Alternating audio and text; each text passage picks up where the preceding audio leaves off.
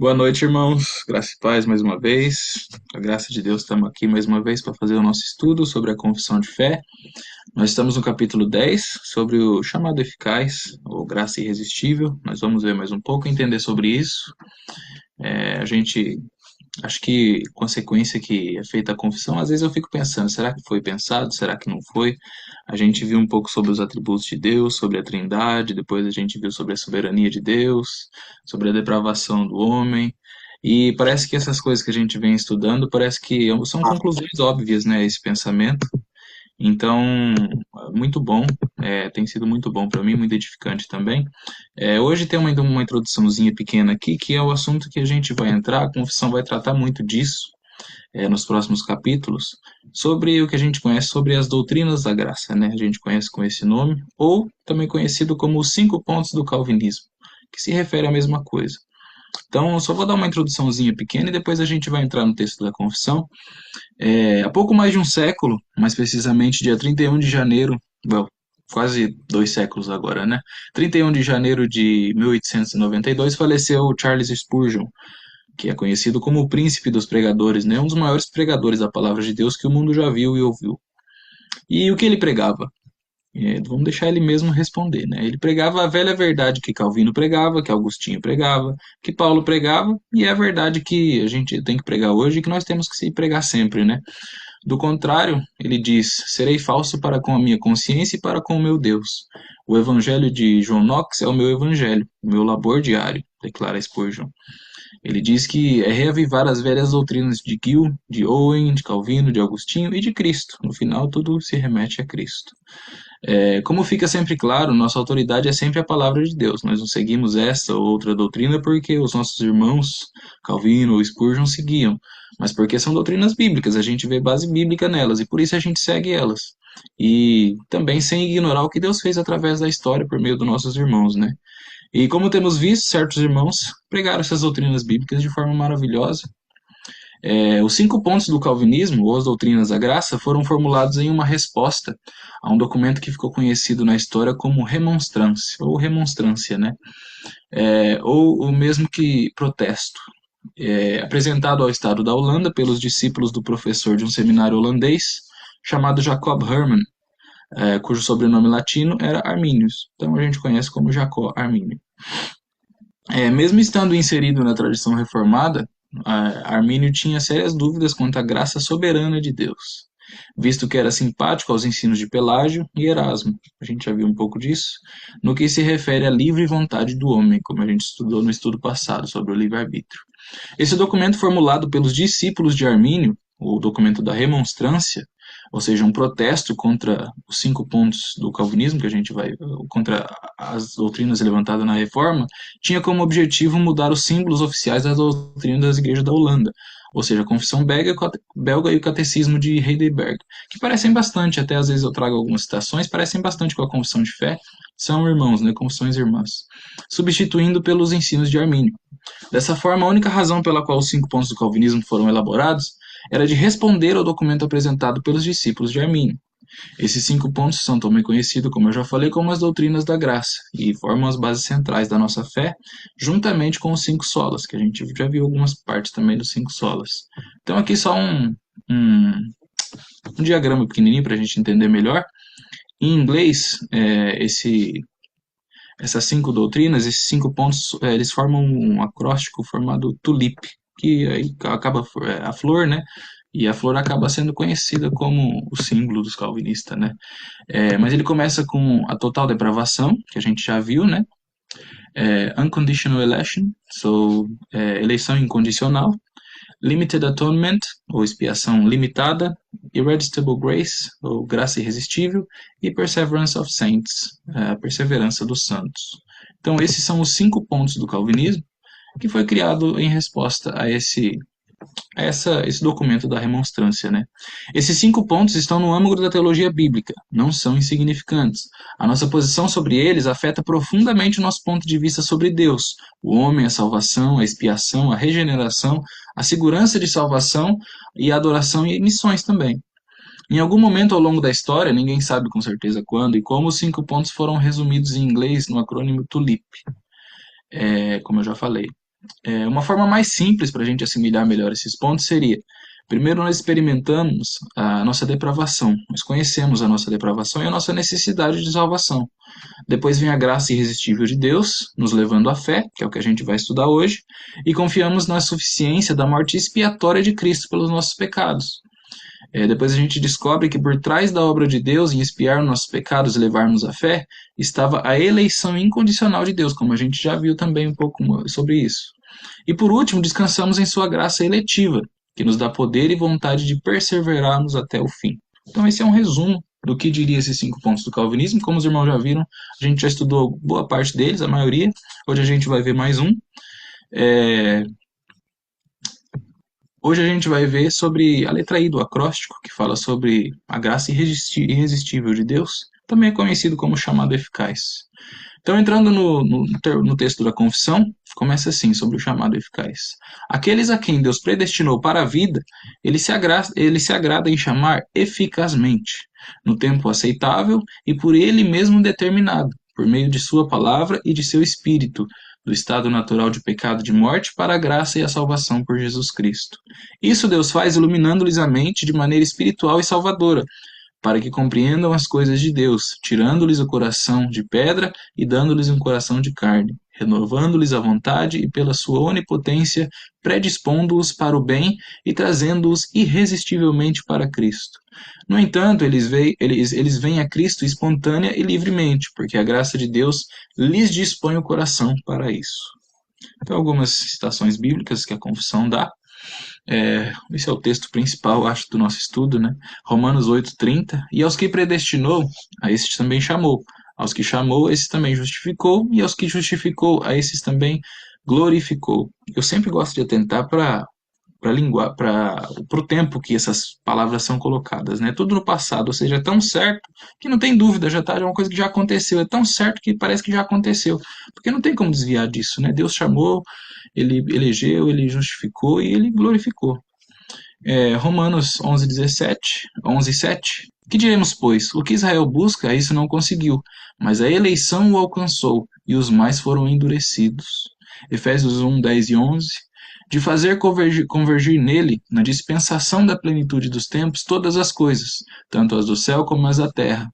Nele, digo, no qual fomos também feito herança, predestinado segundo o propósito daquele que faz todas as coisas conforme o conselho da sua vontade.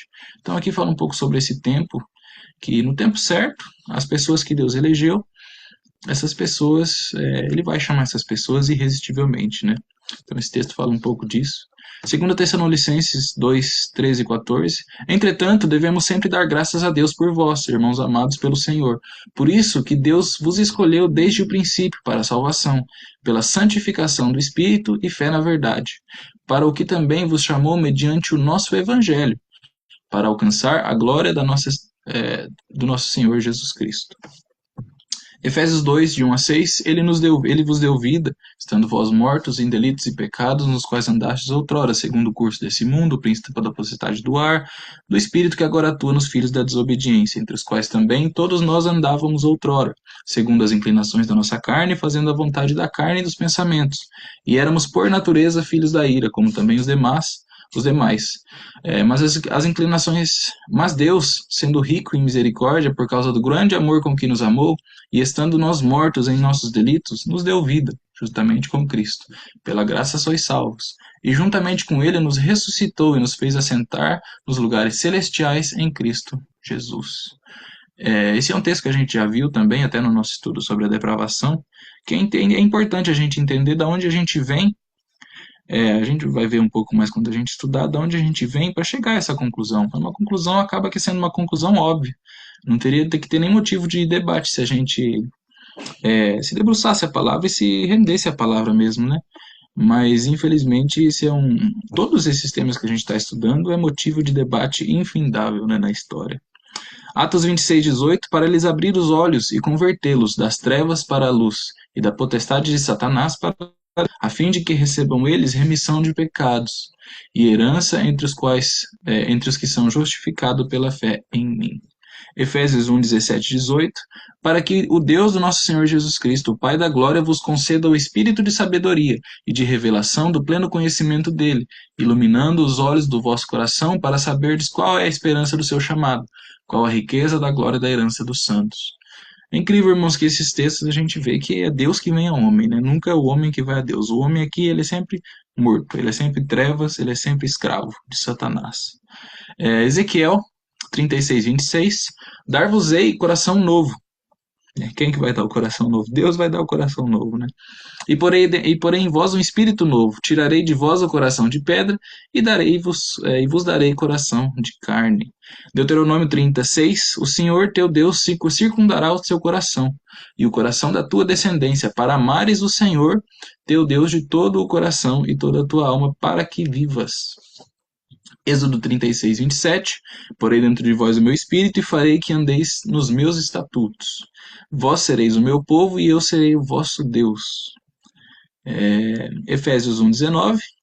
E qual a suprema grandeza do seu poder para com os que cremos, segundo a eficácia da força do seu poder.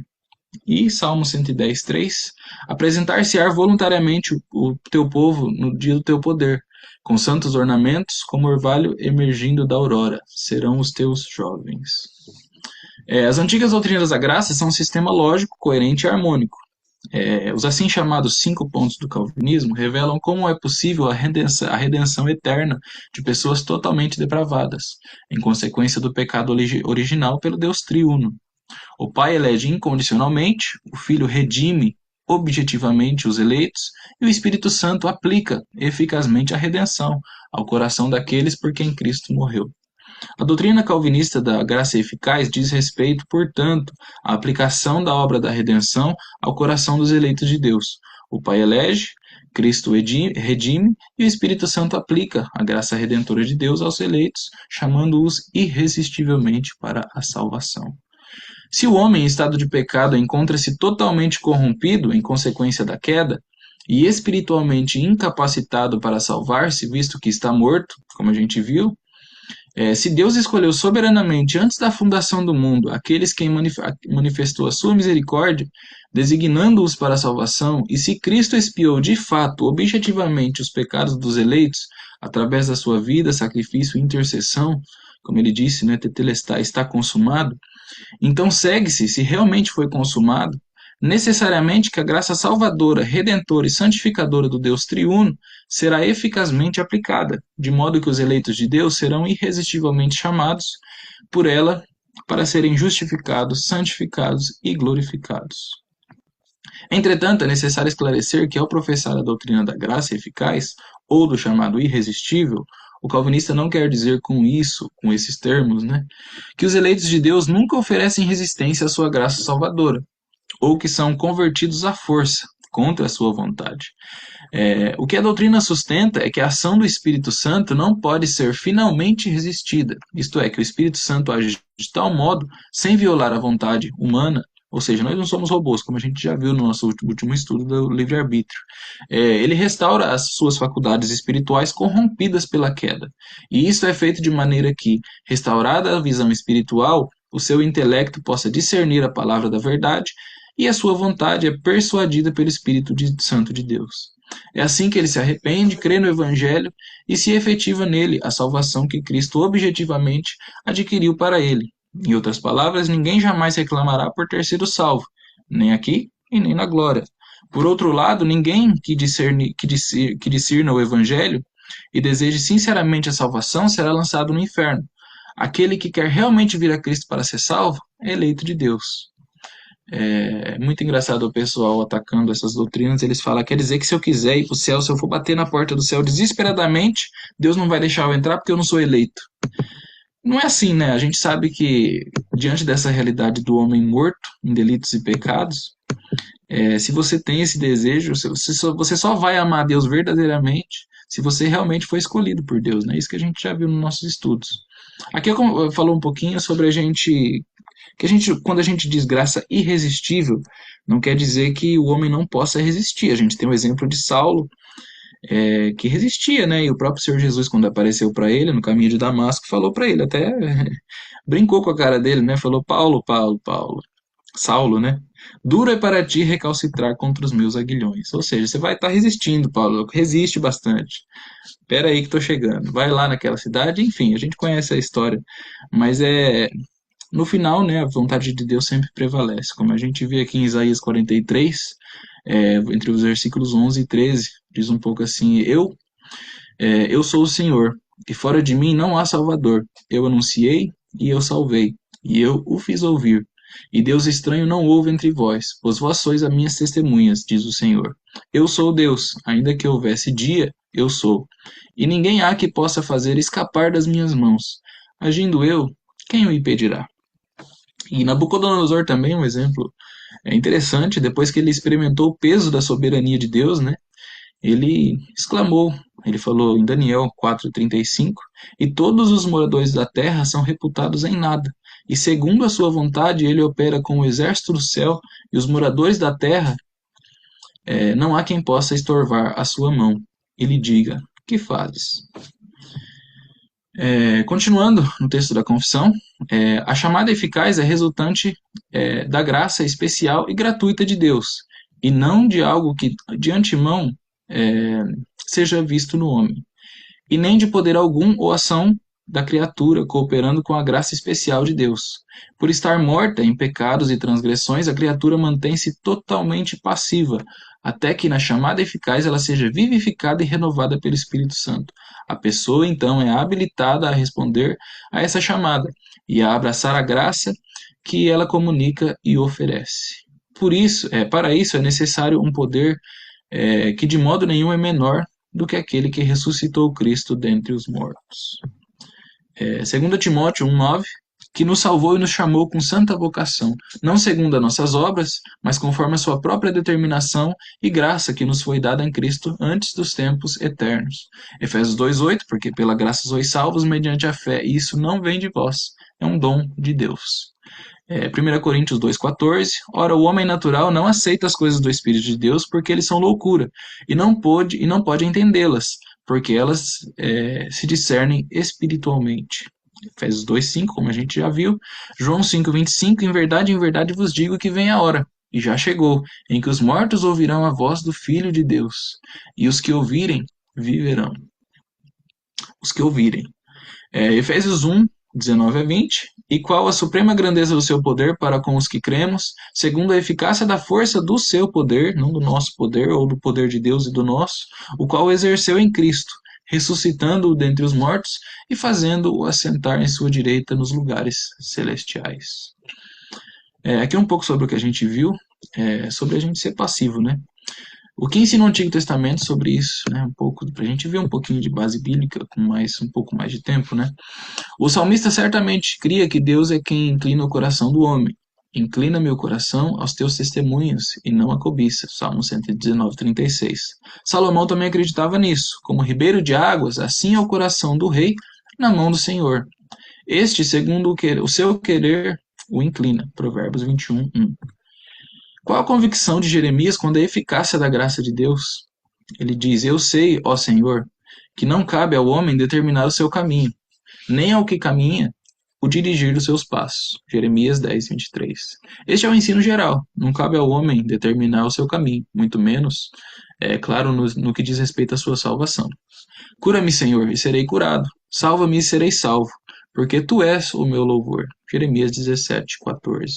O propósito de tal linguagem não é outro, senão enfatizar que, se Deus propõe a fazer algo, tal coisa será efetivamente realizada.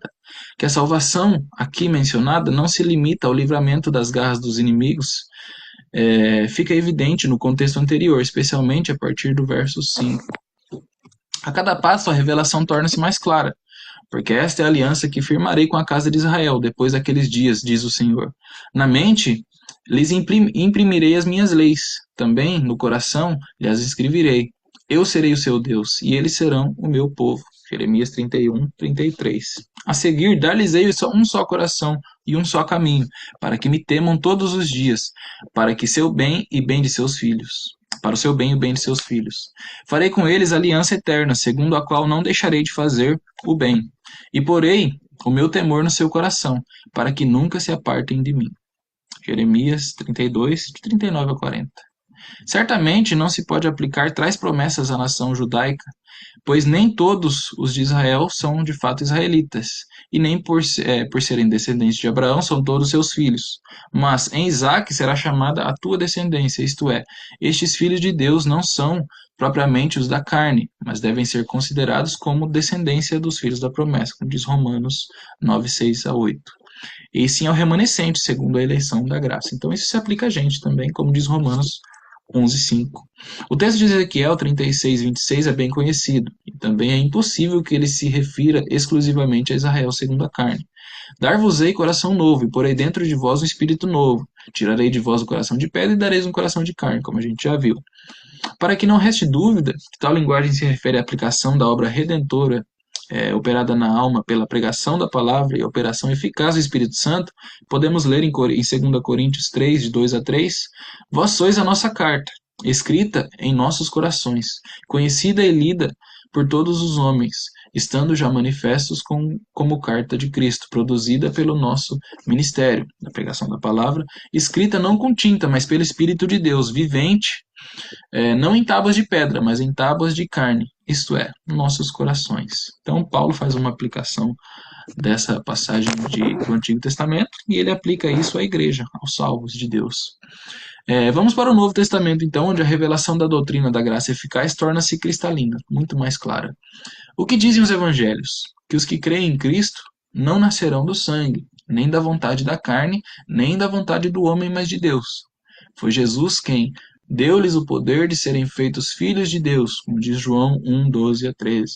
Que se alguém não nascer de novo, do alto, não pode ver o reino de Deus. João 3:3. O reino de Deus, verso 5, o que Jesus queria dizer? Ele explica a seguir: quem não nasce da água do Espírito não pode entrar no reino de Deus. Verso 5, agora sim. No verso 8, Jesus ressalta a soberania do Espírito Santo em aplicar a obra da redenção. O vento sopra onde quer, ouves a sua voz, mas não sabes de onde vem nem para onde vai. Assim é todo o que é nascido do Espírito.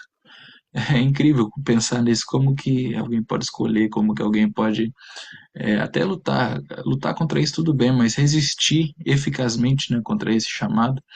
A explicação de Jesus em João 6, 37 e 44 dificilmente poderia ser mais explícita. Todo aquele que o Pai me dá, ou seja, os eleitos, esse virá a mim, será irresistivelmente chamado. E o que vem a mim, de modo nenhum o lançarei fora. Ninguém pode vir a mim, ninguém obedecerá ao Evangelho, se o Pai que me enviou não o trouxer, ou seja, se não for irresistivelmente chamado pelo Espírito. Eu o ressuscitarei no último dia. Esses versículos afirmam, em outras palavras, que os eleitos serão irresistivelmente chamados, e que ninguém obedecerá ao chamado externo do Evangelho se não for irresistivelmente chamado pelo Pai por meio do seu Espírito. No capítulo 15 de Atos, encontramos Paulo e Bernabé, a caminho de Jerusalém. Nos versos 3 e 4 e 9, lemos que eles, narrando a conversão dos gentios, causaram grande alegria a todos os irmãos. Tendo eles chegado a Jerusalém, foram bem recebidos pela igreja, pelos apóstolos e pelos presbíteros, e relataram tudo o que Deus fizera com eles. E não estabeleceu distinção alguma entre nós e eles, purificando-lhes pela fé os corações. É declarado nessa passagem que foi o próprio Deus quem operou a conversão dos gentios, purificando-lhes o coração pelo seu espírito, por meio da fé.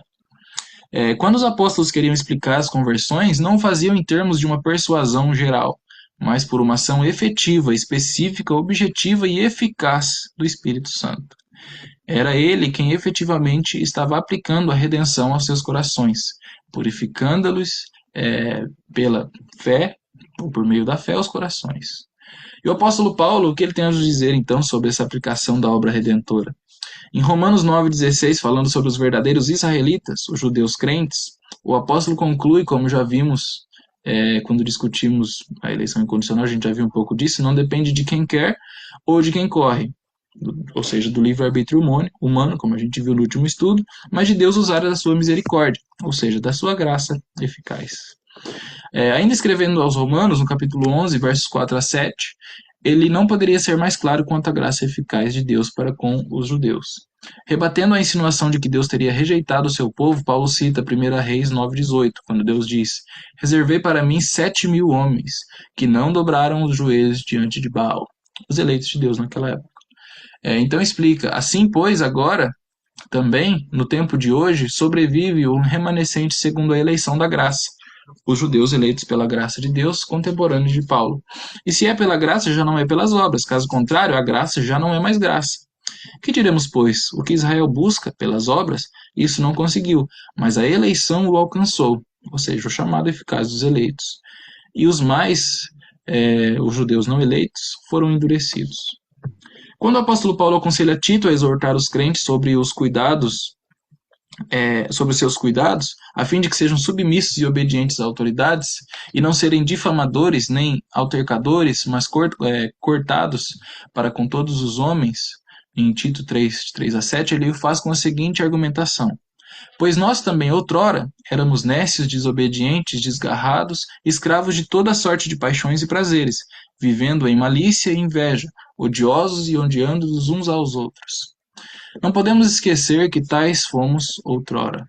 Pois bem, quem foi o responsável pela nossa mudança? A nossa decisão? A gente já viu que não. A nossa decisão vai ser sempre o pecado, se Deus não vier até nós. Quando, porém, se manifestou a benignidade de Deus, nosso Salvador, e o seu amor para com os homens, não por obras de justiça praticadas por nós, mas segundo a sua misericórdia, ele nos salvou mediante o lavar regenerador e renovador do Espírito Santo, que ele derramou sobre nós ricamente por meio de Jesus Cristo, nosso Salvador, a fim de que, justificados por graça, nos tornemos seus herdeiros, segundo a esperança da vida eterna. Éramos todos nécios e ímpios. O que nos transformou? Qualquer obra de justiça? Não. Foi a graça eficaz de Deus que nos regenerou através do seu Espírito. Não podemos difamar a ninguém, pois o que nos diferencia dos governantes e das autoridades ímpias é a graça especial de Deus que nos chamou e nos tirou desse mundo, nos tirou desse mesmo estado, pelo chamado irresistível do Espírito Santo. É apropriado relembrar as palavras de Tiago ao tratar do dom maior da salvação das nossas almas. Ele diz: Não vos enganeis, meus amados irmãos, toda boa dádiva, todo dom perfeito é lá do alto, descendo do Pai das luzes, em quem não pode existir variação ou sombra de mudança. Pois, segundo o seu querer, ele nos gerou pela palavra da verdade, para que fôssemos como primícias das suas criaturas. Tiago 1:16 e 18. Não nos enganemos, a melhor das dádivas, a graça da salvação, é dom de Deus.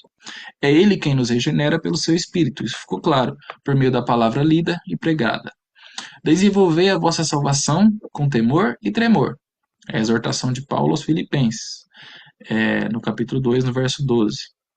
E você vê isso aqui e fala, não, então agora eu vou desenvolver, deixa comigo, matou no peito, agora é comigo. Aí Paulo se apressa e deixa claro no mesmo versículo.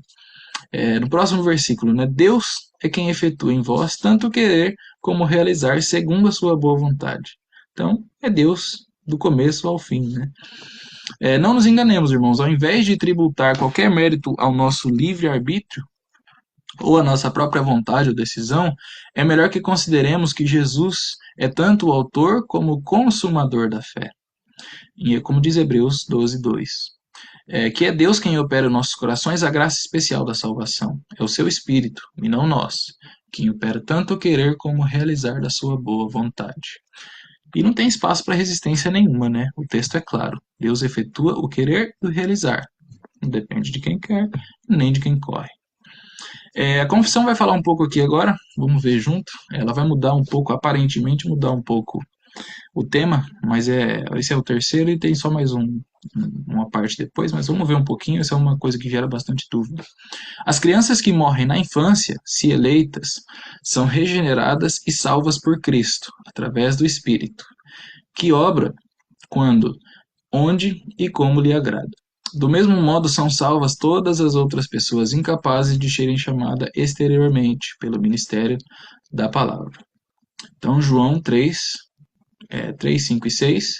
A isto respondeu Jesus: Em verdade te digo que se alguém não nascer de novo, não pode ver o reino de Deus. Respondeu-lhe Jesus: em verdade te digo, quem não nascer da água e do Espírito não pode entrar no reino de Deus. O que é nascido da carne é carne, o que é nascido do Espírito é Espírito. João 3:8. O vento sopra onde quer. Ouves a sua voz, como a gente já viu, mas não sabe de onde vem nem para onde vai, assim é todo o que é nascido do Espírito. Embora algumas edições modernas da confissão omitam a palavra eleitas, ou seja, nessa parte aqui, as crianças que morrem na infância se eleitas, Algumas confissões, algumas edições modernas dessa confissão omitem essa palavra, eles tiram. Os autores originais, contudo, mantiveram essa palavra. A ideia de crianças eleitas nem afirma nem nega que todos os bebês que morrem na infância são salvos. Em vez disso, conclui tacitamente que pelo menos alguns bebês são redimidos. Então não quer dizer nenhum nem que outro, mas o espaço está aberto para dizer que alguns bebês são redimidos. Esse é um tema muito difícil porque a Bíblia não fala com abundância sobre esse assunto específico. Por um lado, o artigo é biblicamente consistente na medida que a Escritura apresenta a doutrina da eleição, ou seja, Romanos, entre 9 a 11, fala disso claramente. Por outro lado, a ambiguidade relativa à frase e a dificuldade de apontar para uma afirmação direta da Bíblia sobre esse assunto levaram, pelo menos, um batista reformado confessional a sugerir que talvez os seus autores não tenham dito nada. Não tenham dito nada. A Bíblia está em silêncio sobre essa questão, como observou um dos puritanos, Sam Waldron. Seria muito melhor, portanto, que a confissão simplesmente não falasse sobre esse ponto. Continuou. Por isso estou convencido. É precisamente o que a Bíblia diz. Esta é, portanto, uma questão difícil e sensível, como eu já falei. Qualquer resposta deve levar em conta que todos nós nascemos pecadores, portanto, dignos de julgamento, como a gente já viu. A salvação infantil, ela ainda é salvação, e isso exclusivamente por Jesus Cristo, o Filho de Deus. Há um mediador entre Deus e os homens, o homem Jesus Cristo. 1 Timóteo 2,5. Sugerir que qualquer criança seja adentre a vida eterna por qualquer outro meio que pela obra acabada de Cristo é negar a culpa original e impugnar o próprio Evangelho. Independentemente de como os batistas optarem por interpretar esse terceiro artigo, a questão delicada da salvação infantil deve começar com a verdade inescapável de que todos os bebês são concebidos em pecado, condenados sobre a lei sobre a lei justa de Deus e necessitando de redenção. Salmo 51:1 fala um pouco disso, a gente já viu um pouco sobre nosso estudo sobre a depravação. Romanos 3 também, tão conhecido, e também 5 fala um pouco disso, que nós nascemos em pecado. Nesse salmo aqui, Davi fala: iniquidade gerou a minha mãe. A idade jovem não revoga o justo juízo de Deus sobre a depravação humana e nem imuniza os bebês dos efeitos mortais do pecado. Independentemente do estágio de desenvolvimento físico, os pecadores estão mortos em seus pecados. Se todos nós nascemos sobre o pecado e a salvação é pela fé em Cristo, que as crianças não parecem ter a capacidade mental de exercer, então pode parecer à primeira vista que nenhuma criança pode ser salva. Estamos convencidos de que seria uma conclusão prematura e antibíblica. Uma razão é que existem exemplos evidentes que as escrituras de crianças que foram salvas. João Batista foi cheio do Espírito Santo ainda no ventre da sua mãe, como diz Lucas 1,15, conforme nos é dito. Na teologia de Lucas, ser cheio do Espírito é consistentemente visto como um aspecto da obra do Espírito entre aqueles que são regenerados. Então, algumas citações bíblicas aqui, citações lucanas, né, do Evangelho de Lucas e de Atos, que Lucas escreveu também. Centenas de anos antes de João Batista, Davi escreveu: contudo, tu és quem me fez nascer, e me preservastes, estando eu ainda no seio da minha mãe. A ti me entreguei desde o meu nascimento. Desde o ventre da minha mãe, tu és o meu Deus. Então, Salmos 22, de 9 a 10. Há vários anos, em um sermão no funeral de uma criança, o Dr. John Piper resumiu a base para sua conclusão de que Deus salva todas as crianças que morrem, segundo evidências bíblicas. Então, eu vou ler um pouco do que ele falou nesse velório. Jesus diz, abre aspas, em João 9:41, aqueles que se ofenderam com seu ensino e perguntaram se ele pensava que eram cegos, ele disse: se fosseis cegos, não teríeis pecado algum, mas por que agora dizeis, nós vemos, subsiste o vosso pecado. Em outras palavras, se uma pessoa não tem a capacidade natural de ver a revelação da vontade de Deus ou a glória de Deus, então o pecado dessa pessoa não permaneceria. Note bem, não quer dizer que a pessoa não teria pecado, mas que o pecado dela não permaneceria. Ou seja, Deus não levaria a pessoa ao julgamento final por ela não crer no que não tinha capacidade natural de ver. Outro texto é Romanos 1:20, no qual Paulo está lidando com pessoas que não ouviram o Evangelho e não têm acesso a ele. mas que têm acesso à revelação da glória de Deus na natureza. Romanos 1:20, porque os atributos invisíveis de Deus, assim o seu eterno poder, como também a sua própria divindade, claramente se reconhece desde o princípio do mundo, sendo percebidos por meio das coisas que foram criadas.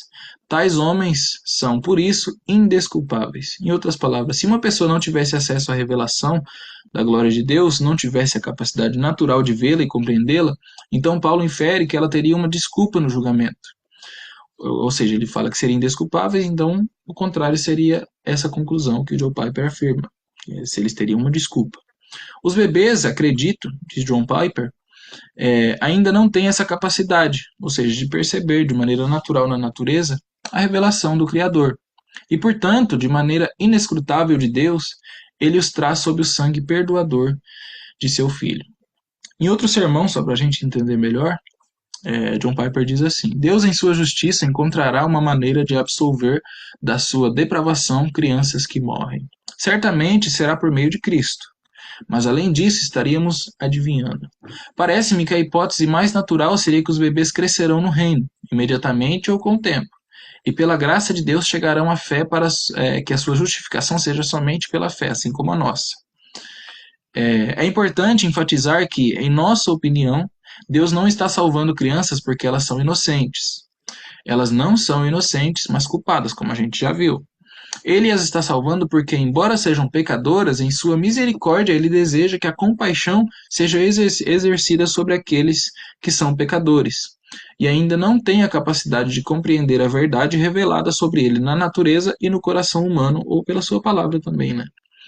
Também deve ser enfatizado que a salvação de todos os que morrem na infância não é inconsistente com a eleição incondicional, a visão de que Deus escolheu quem salvar por sua própria vontade, independentemente de qualquer coisa no indivíduo. Como Spurgeon apontou, não é que Deus escolha alguém para a salvação porque eles vão morrer na infância. Então não é esse o motivo. Deus não escolheu eles porque eles iriam morrer na infância. Isso não faria sentido. Para terminar, um dos versículos que mais dá luz a esse respeito é 2 Samuel, no capítulo 12, na qual Davi jejuava e orava intensamente, rogando que a criança fruto do seu pecado com Betseba não morresse. Então a gente conhece a história do pecado de Davi, que ele adulterou com Betseba e disso saiu uma criança. E Deus mandou o profeta Natan a Davi, e o profeta Natan apontou o dedo na cara de Davi e falou: você é esse homem, você é esse pecador. E deu a sentença. Falou que o filho dele morreria. Então Davi estava lá jejuando, estava em frangalhos, né? Imagina, você saber que seu filho vai morrer. Mas, quando a criança morreu, depois de uma semana de sofrimento, se eu não me engano, depois de acontecer o que Deus disse que aconteceria, Davi se levantou, se recompôs e adorou o Senhor. E os servos de Davi estranharam e se indignaram com Davi, perguntando. E disseram-lhe os seus servos: que é isso que fizeste? Pela criança viva jejuaste e choraste. Porém, depois que morreu a criança, te levantaste e comeste pão? Como assim, você está comemorando? Quer dizer, né? Davi respondeu: vivendo ainda criança, jejuei e chorei, porque dizia: quem sabe se Deus compadecerá de mim e viverá a criança. Porém, agora que está morta, por que jejuaria eu? Poderei eu fazê-la voltar? Eu irei a ela, porém ela não voltará para mim. Então parece que Davi recebe algum conforto em saber que ele ir para ela, ele vai para ela. Esta é a razão pela qual Davi retoma a rotina normal da sua vida. Esta parece ser a razão pela qual ele cessa a manifestação de luto. Esta parece ser uma verdade da qual ele extrai conforto e encorajamento. Por último, fala um pouco sobre os não eleitos. Outros não eleitos podem ser chamados pelo ministério da palavra e desfrutar de algumas operações comuns do Espírito Santo. Contudo, por não serem eficazmente trazidos a Cristo pelo Pai, eles não desejam nem podem realmente vir a Cristo, e portanto não podem ser salvos. Muito menos poderão ser salvos os que não seguem a religião cristã, por mais diligentes que sejam em conformar suas vidas à luz da natureza e aos ensinamentos da religião que professam. Então vamos ver um pouco sobre isso aqui. Mateus 22:14, porque muitos são chamados, mas poucos escolhidos. Mateus 13, 20 e 21, o que foi semeado em solo rochoso, este é o que ouve a palavra e a recebe logo com alegria, mas não tem raiz em si mesmo, sendo antes de pouca duração. em lhe chegado a angústia ou a perseguição por causa da palavra, logo se escandaliza. Hebreus 6, de 4 a 5. É impossível, pois, que aqueles que uma vez foram iluminados e provaram o dom celestial e se tornaram participantes do Espírito Santo e provaram a boa palavra de Deus e os poderes do mundo vindouro, aqui conclui que seria impossível a regeneração dessas pessoas. João 6, 44, 45 e 65. Ninguém pode vir a mim se o Pai que me enviou não trouxer, eu ressuscitarei no último dia. Está escrito nos profetas. E serão todos ensinados por Deus. Portanto, todo aquele que por parte do Pai tem ouvido e aprendido, este vem a mim. E prosseguiu. Por causa disto é que vos tenho dito. Ninguém poderá vir a mim se pelo Pai não for concebido. 1 João 2, 24 e 25. Permaneça em vós o que ouviste desde o princípio. Se em vós permanecer o que desde o princípio ouviste, também permaneceis vós no Filho e no Pai. Esta é a promessa que ele mesmo nos fez, a vida eterna. Atos 4, 12. E não há salvação em nenhum outro, porque abaixo do céu não existe nenhum outro nome, dado entre os homens, pelo qual importa que sejamos salvos. João 4, 22. Vós adorais o que não conheceis. Nós adoramos o que conhecemos, porque a salvação vem dos judeus. João 17, 3. E esta é a vida eterna. A vida eterna é esta: que te conheçam a ti, o único Deus verdadeiro, e a Jesus Cristo a quem enviaste. Então, só para a gente entender um pouco sobre, na Bíblia isso é conhecido como apostasia, né? Jesus, Paulo, Pedro e o escritor aos Hebreus, todos eles descrevem pessoas que tiveram um começo aparentemente bom na vida cristã, como a gente viu, e depois rejeitaram aquilo que antes afirmavam acreditar. Às vezes, essa primeira condição e esse primeiro estado é chamado de fé. E depois é demonstrado que é uma fé irreal. A fé sem obras é morta. Como diz Tiago, você poderá chamar isso de fé morta. Tiago 2,17. Às vezes isso é chamado de conhecer o caminho da justiça e depois abandoná-lo, segundo a Pedro 2,21. Mas no final das contas, o Novo Testamento ensina que é possível começar uma vida cristã, talvez um começo muito longo, e depois jogá-la fora e se perder. É possível começar na vida cristã, talvez um começo muito longo, depois jogá-la fora e se perder, como a gente já viu.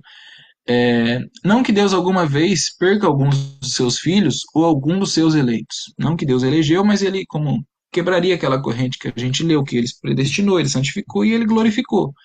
Se algum se perder, então isso já não faz sentido. Como diz Romanos 8:30 que está escrito aqui.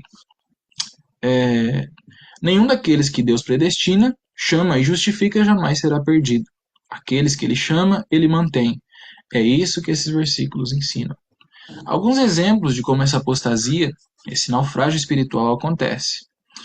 Um exemplo é o naufrágio da terceira semente na parábola de Jesus, como a gente viu em Lucas 8,14. O naufrágio de Demas se deve ao amor pelo presente, pela presente era. Alguns motivos, né? O primeiro da parábola, ele se deve às riquezas e os prazeres da vida, por isso que essa pessoa naufragou. O de Demas, ele se deve ao amor pela presente era, como diz 2 Timóteo 4,10. O de Himeneu e Alexandre se deve à rejeição de uma boa consciência, como diz 1 Timóteo 1:18 a 20. O naufrágio daqueles que escaparam das impurezas, em 2 Pedro, é que eles ficaram enredados nas impurezas do mundo, 2 Pedro 2:20. E a advertência contra o naufrágio em Hebreus 3 é uma advertência contra o engano do pecado. Hebreus 3:12 a 14. Então, alguns motivos por que acontece esse naufrágio. Disto, então, concluímos que, embora possa haver lutas intelectuais reais, ainda assim a maioria dos naufrágios da fé não são de raiz intelectual, mas sim porque eu quero o que quero e o cristianismo está no caminho. Deus está no caminho. Então vamos orar, né? Porque essas pessoas não se afastem. E que não apenas não se afastem, né? Mas também os que se afastaram, que vejam o caminho da verdade como verdadeiro, mas para que se deleitem no caminho da santidade também, como isso.